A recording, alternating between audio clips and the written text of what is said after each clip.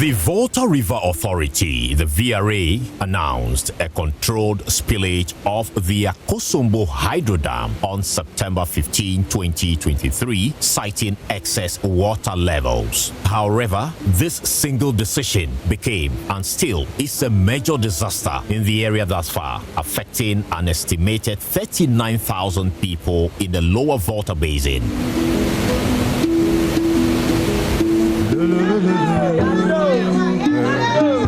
Public toilets, mortuaries, hospitals, refuse dams, homes, farms, schools, and even roads were submerged. Education was severely disrupted. Schools like this one in Agbetikpo in the North Tongu district of the Volta region became shelters for thousands of flood victims. Classrooms became bedrooms, and for months, education was severely disrupted. They don't have any class to learn. There is nothing like class for them. So UNICEF came to our aid to donate this tent for the teachers and the students to be managing. Janet Agbavo is the class teacher for KG 1 and 2 here at Agbetikpo makeshift tent classroom. We want to find out from her how she's been coping with the situation. How many kids do you have in this class? Over 74. And you are the only teacher? Yes, please. Tell us, how are you coping? The situation here is not easy, but we are managing because the keys to sometimes because of the hot weather over here, the tent under the tent is not easy, but we are managing. And our learning and teaching materials too, we have to pace them. So far as KG is concerned, we have to pace them. The walls of the classroom have to be talking with colors, but because of this situation, we find ourselves over here. We have to be removing the things. Friday, we have to move the books and everything to the office. Monday morning, the kids, sometimes they pick those things and bring them here.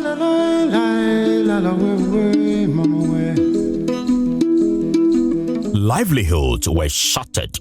Meet 38-year-old Patrick Wolanyo. He is a father of 2. Before the flood, he relied on this corn mill and domestic poultry for income. Not only has his livelihood been washed away with the rushing flood waters, Patrick is now homeless. Before the flood, this is what I've been using. This is my property. This is what I get my daily bread away from to feed my family. But since the flood have taken place, you can now even see my place. The whole thing have been immersed in the water, so I can't even use the machine anymore. Now it's been destroyed. Those who know much about this machine knows the cost. So they can even tell you straightforward that it's even more than 5,000 now. This is also my pen. This is where I rear my goats, my duck, and even my fowls. So now they are all destroyed. Even the fowls, the thieves have even come for some because they don't have any place to live. So they've been stolen. So since they are no more, life is very difficult now.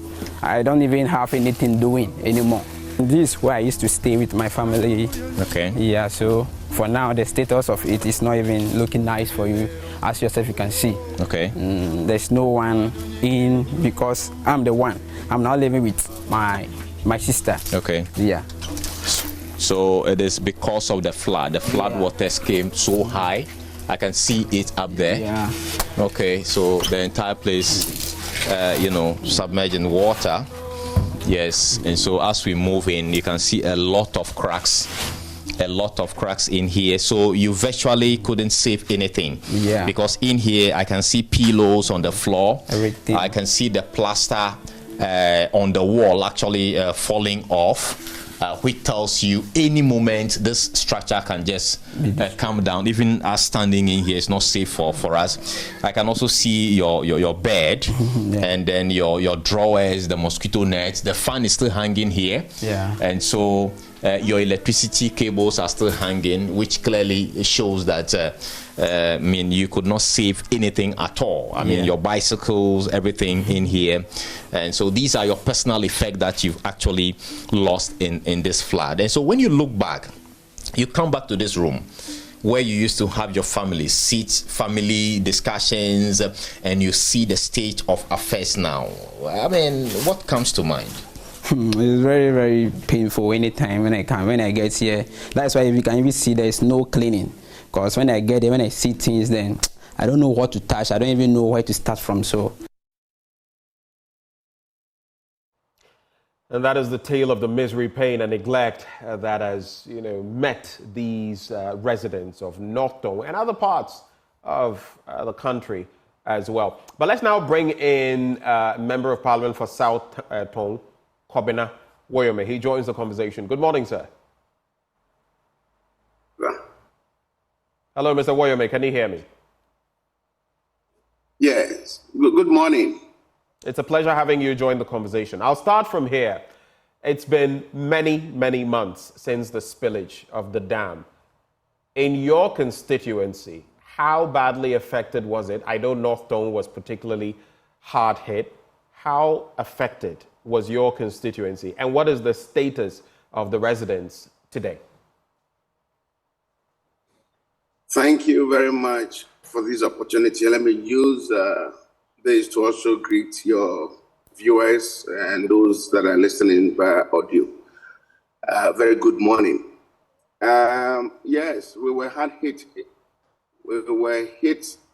To just provide some statistics, we recorded close to about over 1,300 displaced households, and also the numbers who were actually affected was around 7,000 thereabout. And a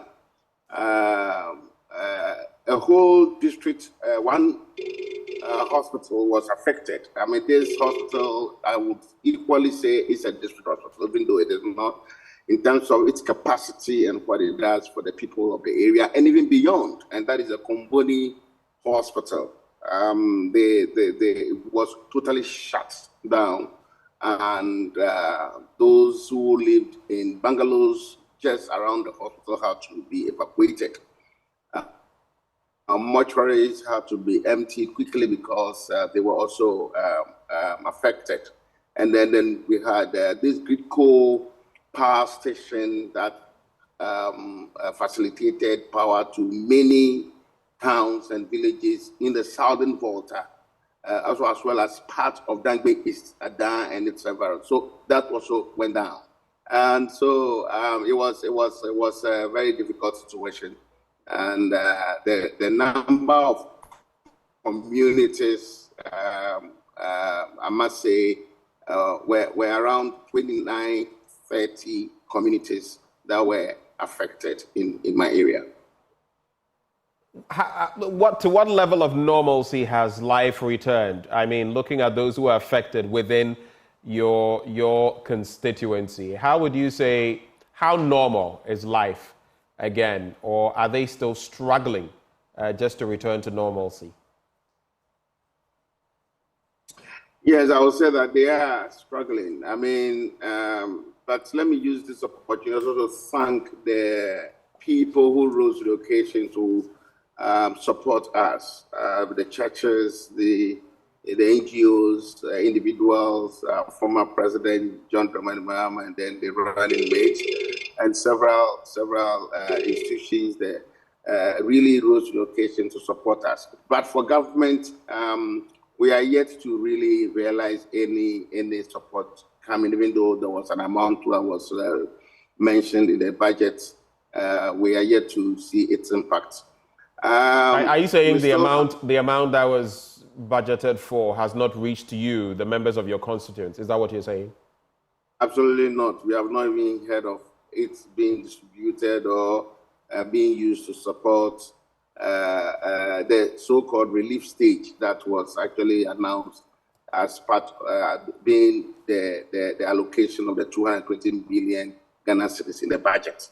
That we haven't heard. In fact, the only news was just a release of 80 million Ghana cedis, presumably out of the 220 million.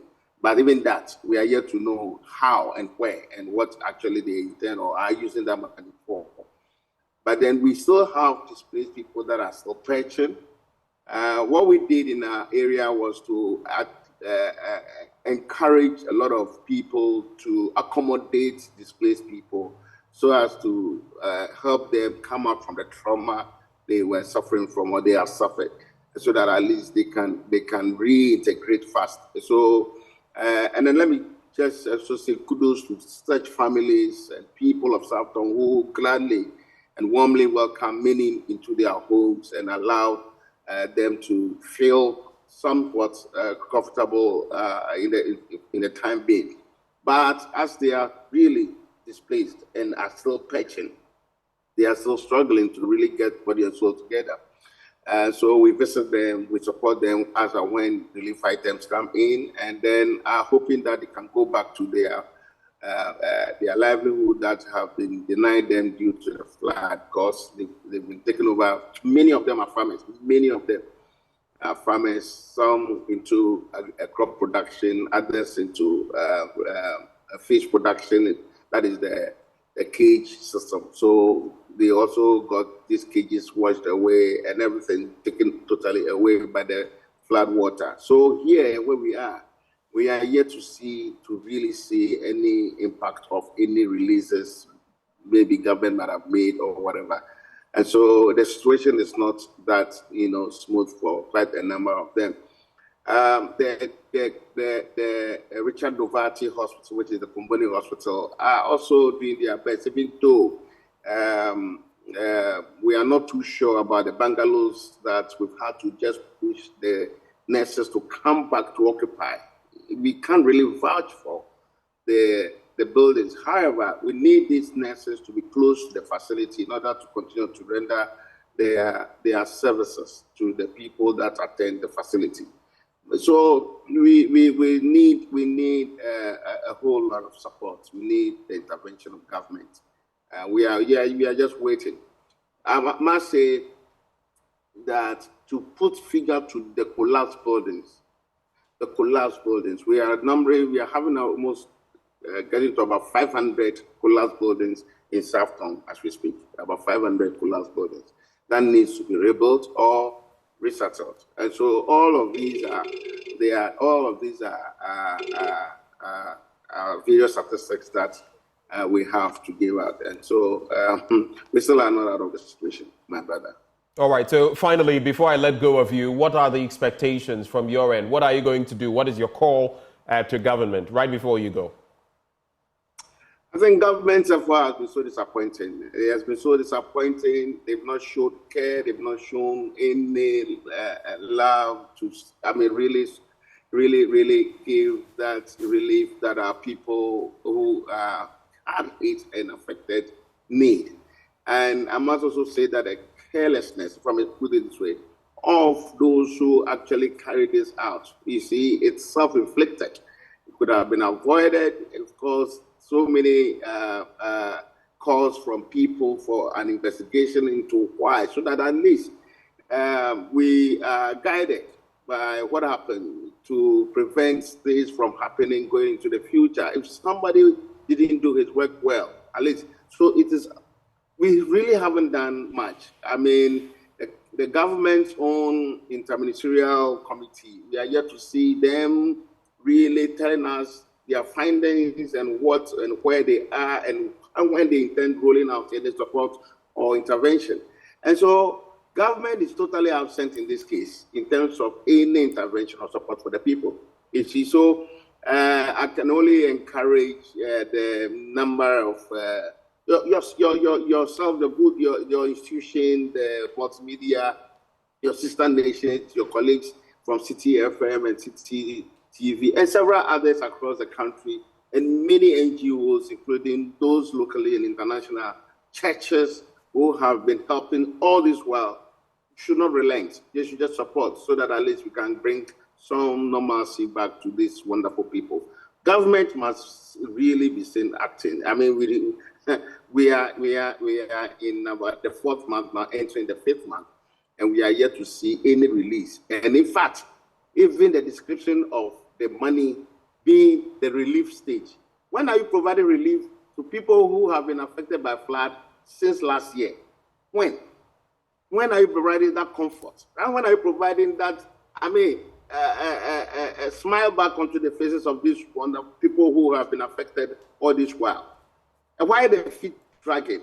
There's no sense of urgency attached to all this. So the whole thing is, for me, government doesn't care. Right. And it's sad to say, to say what it is. But right.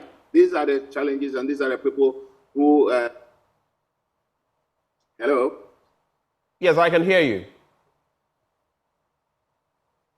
Yeah, so these are but few of some of the challenges that are confronting us. We're going into a meeting to validate our figures maybe in the course of this week.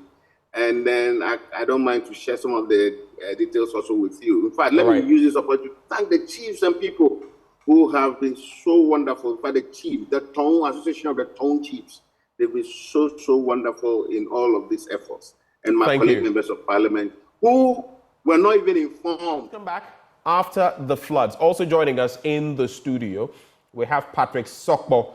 He is a banana farmer. He was a victim of the floods, and he joins the conversation. We also have Isaac Aheto. He is also a victim of the flood waters. He is in Ziwenu Agave. He joins us via Zoom. But let me come into the studio first. Mr. Sokbo, good morning. Good morning. How are you? I am well. I hope you are too. Yeah, I'm doing fine, by grace. Right. How big was your farm? Yeah, we cultivated 30 hectares. 30 hectares? Yes. Of banana? Of banana, purely banana. And was this your project singularly or collectively? Yes, it's a company. Patman Farms. It's a company. So that is what we're trying to do. So we can also provide some job for the adjoining community.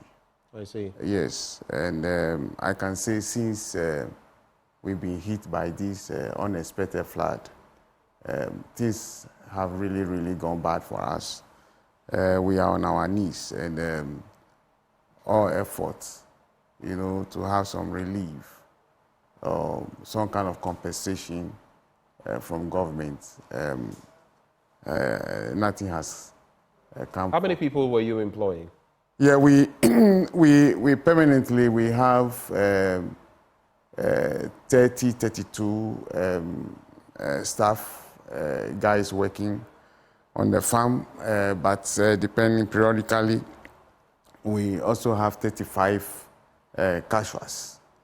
Casual workers? Yeah, casual workers, yes, from time to time, especially when we are doing harvesting and we need to do some fertilization. We engage close to 35 casuals. But this time, they've all been laid off. And even we have reduced the permanent staff to 18 because of what is happening on the farm. So tell me, Mr. Sokbo, yes. When the flood waters hit, yes. What happened to the farm? Everything was swept. In fact, when you visited a place after the water rescinded, you may think somebody deliberately came with a grader to clean the whole field. That was what happened. We have all the pipe laid, the pipe network. That is irrigation network? Yes, we're all swept, including our stationary pumps. 3 of them. 2 were stationary, and then we had 1 floating one. They were all swept. We can't still find them. So it's a big blow. We had a very big fish pond. It's also blown off by the flood. The water, the potable water for us, at the camp, and then for workmen and all those things, was also affected because the flood went over, and then so there is some contamination there. We've taken some sample for tests, I mean, recently. And the Samples of what? Water. I mean, we had some borehole there. And the results turned out to be not right. So we still cannot drink that water, and we have to be buying water for the camp and then for the work. So that is the situation. We've made a complaint. We've reported formally to the district assembly, because personally I went to the Ministry of Agriculture, Food and Agriculture, and they asked me to get in touch with the districts, and I've written officially to the district assembly. But I'm yet to receive a response from them. I'm aware a team visited 2 weeks after the flood, but we've not had any support whatsoever from the district, or for that matter from the government. And I've been wondering, I mean, what is happening? Because we are on our knees. We are on our knees. Like the Honorable MP said, people who depend, whose livelihood depends on our farm, are home. So let's clarify. Yeah. I just want us to go to the meat of the matter. Let's clarify. Yeah. How much had you invested in this banana farm? I know for banana farms you would make the mounds, you would make the lanes in between and all. Yeah, it's a lot. How much exactly did your group? How much had you invested into this? Yeah, it's a lot of money. I can't give you offhand as I sit down here. It's a lot of money that has been pumped. You can't tell us if it was in the hundreds of thousands, if it was in the millions, you can't tell us. Oh yes, well, we have some figure. You know, it's a whole matter as far as investment is concerned. The land is one aspect of it, and then the plantation itself and so on. And prior to that, you know, the infrastructure it's a lot. I mean, so on paper we have those figures, but I don't think I can make those figures available now. Hold for me. Let me also bring in Isaac Aheto. He is also a victim. Isaac, good morning. All right, so let me see whether I can get Togbe Kosi Nego. He is regent of Mefe. All right, so we'll try to get those connected, but intermittently we'll be speaking to them. Yeah. Isaac Aheto is also a victim. He's in Ziwenu Agave, and there's Togbe Kosi Nego, who is actually regent of Mefe. They will join the conversation shortly. Isaac, can you hear me now? Yes, please, I can hear you. All right, I hear you are in Ziwenu Agave. Yes, please. All right. You were affected by the flood. What exactly happened? Tell us about your situation. Well, in September thereabouts, the flood suddenly took over my village. It's an island in South Tongu. So my people were just surprised. They found water rushing into their various houses, so we had to evacuate them. And we called on NADMO at that time. There was no hope, so I was the one who led the community to evacuate those who were in the flood. And since then, we've not received any major intervention from government. And as we speak, our 14 houses have gone down, and women and children are sleeping in the open, and even pregnant women are hospitalized because of what? No shelter to sleep in. So that is the situation. Our farms gone, and then the buildings are also gone.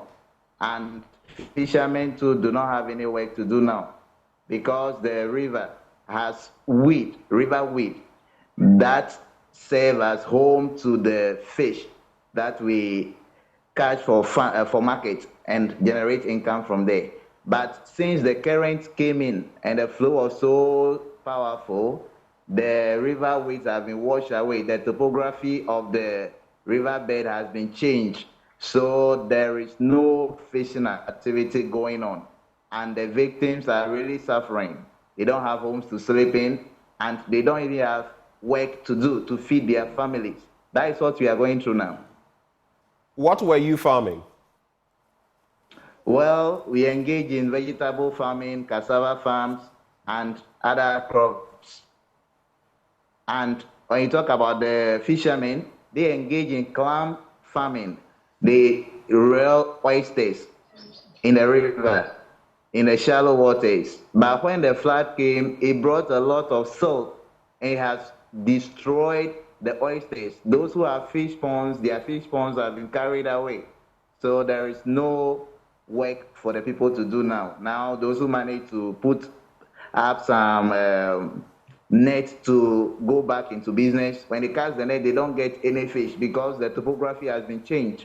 The weed has been moved away by the flood waters, so the land is bare. The river bed is just a bare ground. There is no fish to catch. So have your people been able to, I mean, how many people are we talking about, first of all, in that community? And is that to say that even after these number of months, they've not been able to return to their houses or for their lives to return to some normalcy? Yeah, many have not been able to return to their houses because there is no house to return to. There is no house to return to. And those who have families around, they become burdens on their families because the family has to feed them.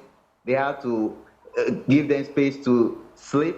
And those who don't have any family around to patch with, they are still at their old places when the floodwater receded. They've created some shacks. Some were able to put back a shack from their roofs that were collapsed. And then others are sleeping in the open because there is nowhere to go to. And there is no work currently going on. That is one of the major problems we are facing. Nowhere to sleep, no work to generate income to take care of their families. And as we speak, we've heard that flood monies have been released, but we are yet to see any flood money in our communities. And we are talking about Agave Zuenu, about 300. And if you mention other communities, Agave Makloti, we talk about Agave Alikekope, Agave Gojekota, Agave Amutinu, Amutu. We have a lot of communities, so over thousands of people have been affected as we speak. I see. Let me also bring in the regent of Mefe. Hopefully he's been able to join us. Togbe Kosi Nego. Togbe, good morning. Good morning, and good morning to your viewers. Thank you so much for joining the conversation. Mefe was one of the places also hard hit by these floods. It's been a number of months, about 5 months since then. How are the people in your community faring? What has life been like? Life has been, I've moved from bad to worse. After the flood, we have to relocate people who were living in classrooms to a new camp that we created for them. And that is how come the school children have access back to their various classrooms. And it has been really difficult for them. It has started raining, and people are still living in tents.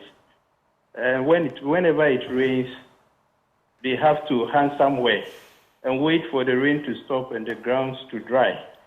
It's really disturbing. Whenever it's raining and you visit them, it's that bad. Very, very, very bad. And we are now entering the rainy season. So by now, people should be moving out of the tent.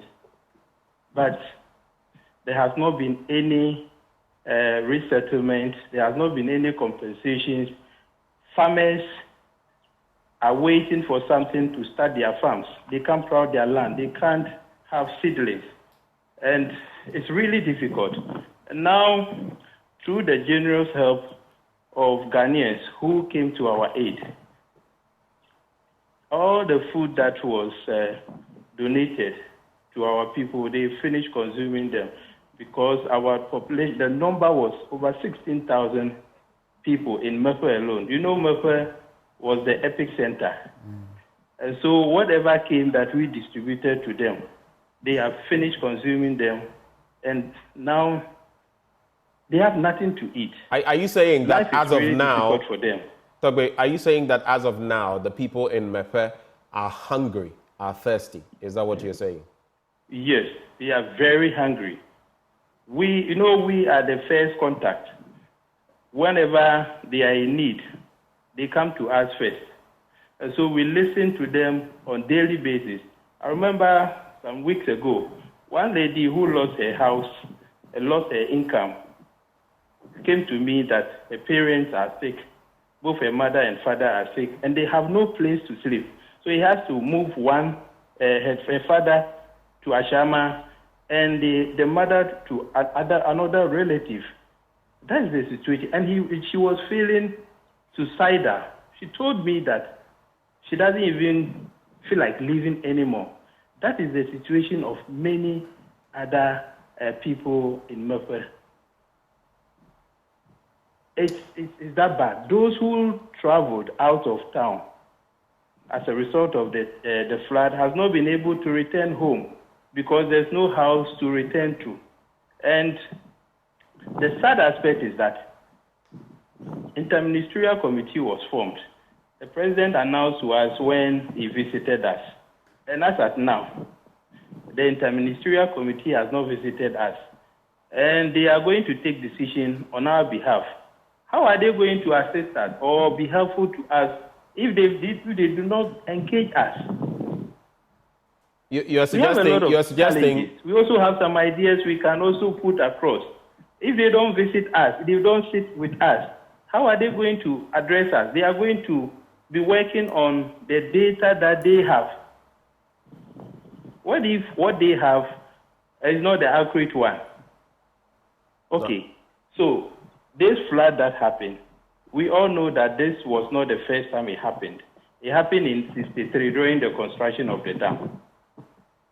So what are future plans? What are they doing to prevent future floods? Is it going to be happening every 30 years or 60 years? And now that we know climate change has affected everything and the raining pattern has also changed, are we going to expect another flood this year or next year? What was the cause of the flood? Has government proven to it?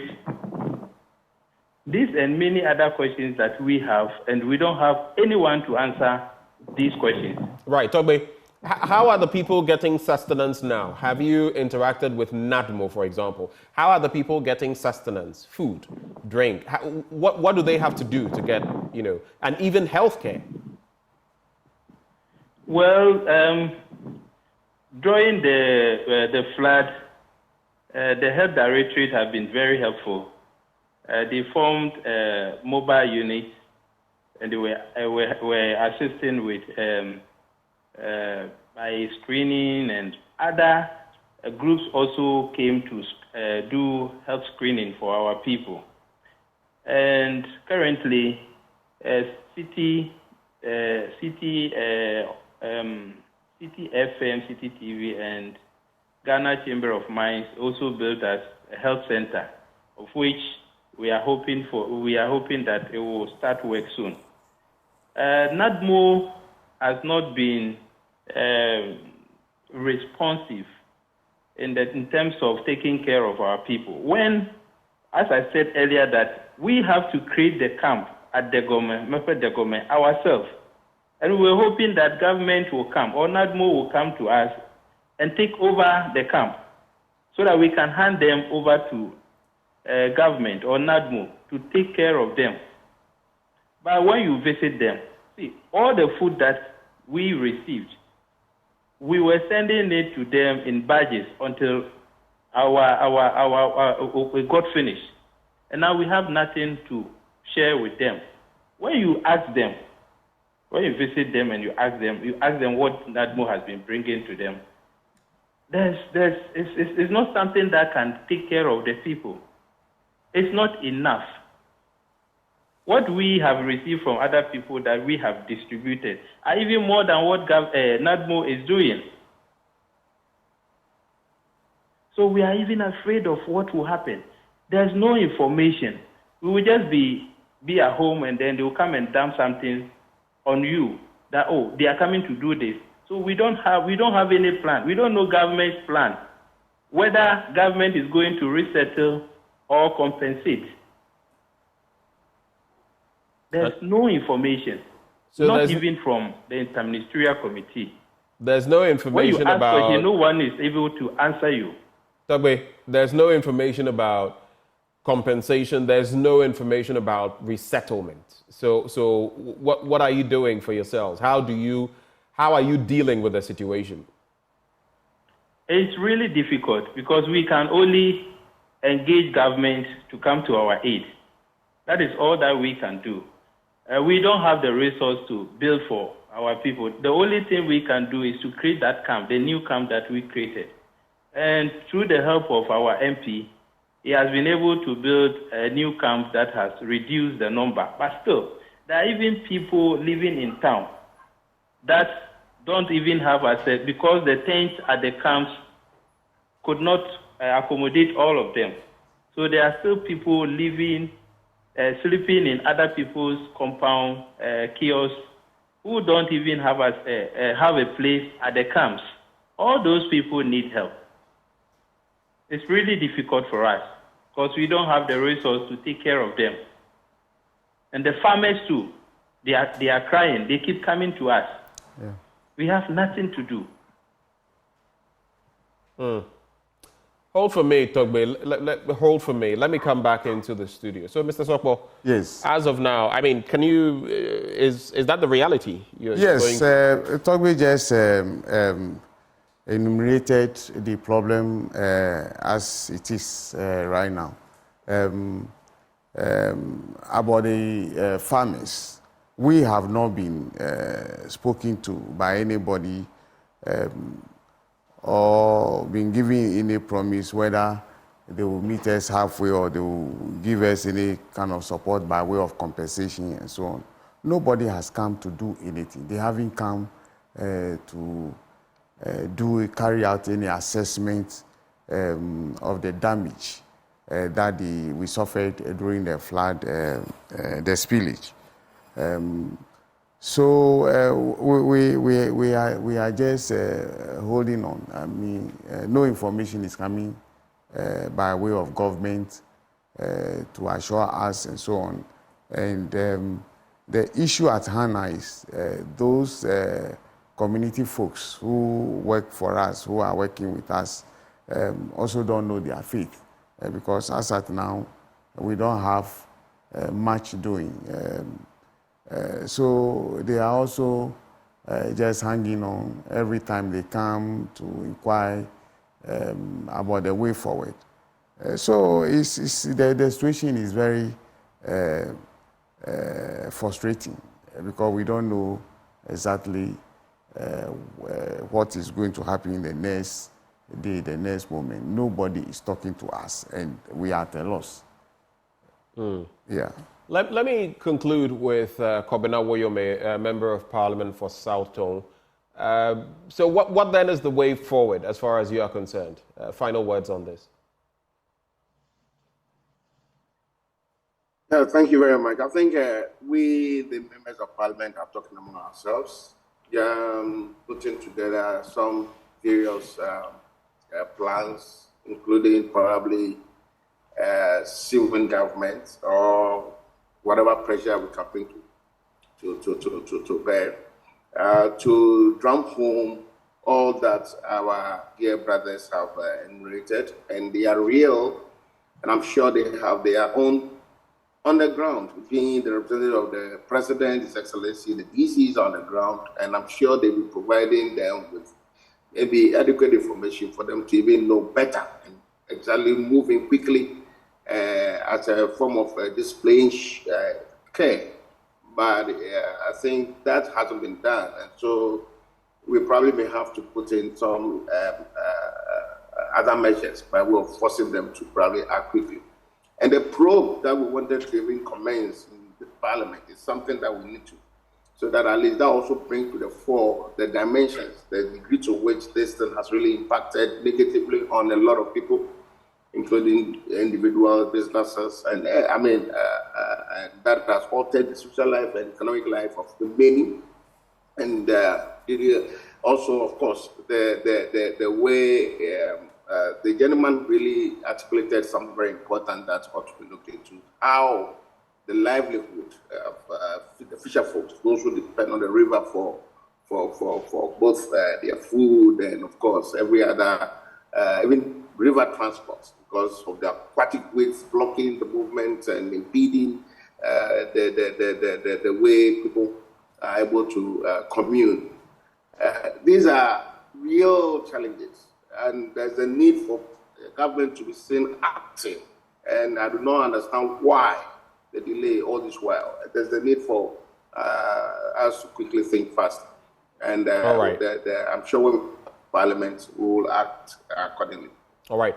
Thank you very much, Kobena Woyome, for having joined this conversation. Thank you for your patience, staying with us. Dogbe, any final words? Yes. I want to plead with the government that we want information. We want the interministerial committee to sit with us.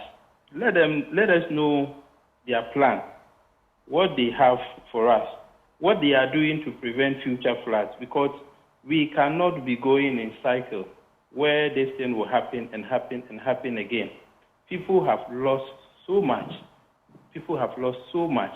So even with that, the flood destroyed roads. What are they doing in terms of road? What are they doing in terms of creating the sacrifice that the people at the lower Volta have done? What are the benefits for sacrificing for the whole country to have electricity? Certainly, when the flood came, it didn't flood the whole country. It flooded only people at the lower Volta, of which Mekwe was the most affected. We don't want it to happen again. We don't want it to happen again, but we want to see some benefit. And we want to see people hold responsible for the flood. Thank you very much, Togbe, for having joined the conversation. Mr. Sokwa, I believe all has been said and done. Yes, but I want to take this opportunity to appeal to the government to expedite action on the kind of compensation they talk about, because we all heard on the news that the last budget, some kind of provision, they made some budgetary allocation for the compensation of the affected farmers in the area.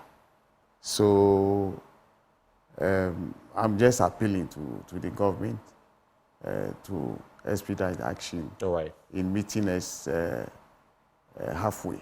All right, thank you. Thank you very much. To help us. Thank you, Mr. Sokwa. Thank you for having me. All right. Thank you. And to those who joined the conversation, Patrick Sokwa, you just heard him in the studio. He is a banana farmer and quite a number of hectares. You said what, about 30 hectares? Like 30 hectares affected, completely destroyed. Yeah. Isaac Aheto is also a flood victim. He, together with his community, affected. Yeah. And we also had joining the conversation Togbe Kwasi-Nego, regent of Mefe.